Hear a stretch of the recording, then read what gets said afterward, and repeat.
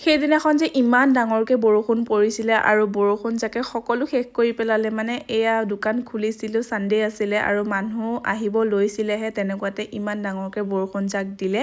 তলত পানীটো হৈছে, লগতে এয়া টেবুলখনো অৱস্থা নাইকিয়া, বহুত বেছি পানী হৈ গ'ল। মই উপায় নাইকিয়া কাপোৰখন দিয়ে টুকিব লগা হৈছে আৰু ডিছপ'জেল পাত গোটেই তিতি মানে ফালি ছিগি গৈছে। আৰু দোকান দিবলৈ যেতিয়া ঘৰৰ পৰা ওলাইছিলোঁ তেতিয়াতো বতৰ বহুত ধুনীয়া আছিলে আৰু দোকানত গৈ পাইহে বতৰৰ ৰূপ বেলেগ হৈ গ'ল।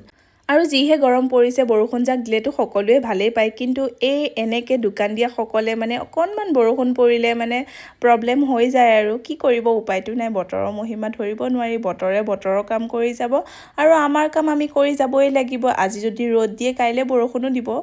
এইবোৰ নেওচি আমি কাম কৰি যাব লাগিব। বাকী মই ছাতি এটা ল'ম বুলি ভাবি আছোঁ, কেতিয়া ল'ব পাৰোঁ নাজানো। আৰু এই কাষ্টমাৰজন মোৰ ৰেগুলাৰ কাষ্টমাৰ হয়। তেওঁ মানে 3 দিনমান হ'ল আহি উভতি যাব লগা হয়। ম'মো শেষ হৈ যায় জল্দি, সেইটো কাৰণে সেইদিনাখন পোহৰতে আহিলে আৰু দোকানলৈ আহিলে অলপ জল্দি আহিব আজিলৈ।